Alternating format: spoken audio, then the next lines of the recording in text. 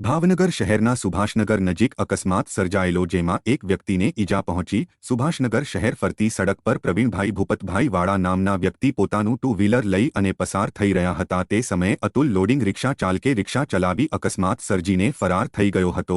અકસ્માતમાં પ્રવીણભાઈને ઈજા પહોંચતા તેમને તાત્કાલિક સારવાર માટે સરટી હોસ્પિટલ ખસેડવામાં આવ્યા।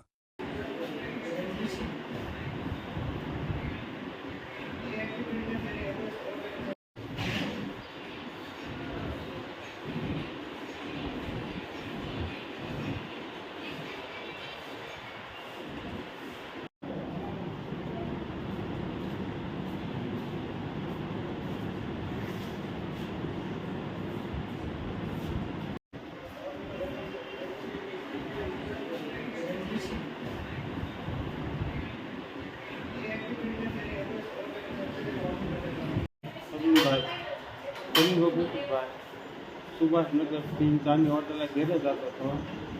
મેં કલ્પનાના બેનના ઘર આગળ મને 3 વ્હીલર ટેમ્પો હતો, એ મને ઉડાડીને લઈ ગયો। હું સાઈડમાં હતો અને એ રોડ સાઈડમાં હતો, વાહન બેક સાઈડ ઉપર જ ચાલતું હતું, એટલે મને ઉડાડીને ભાગી ગયો। ઊભો ન રહ્યો, હું ઘેરે જતો હતો।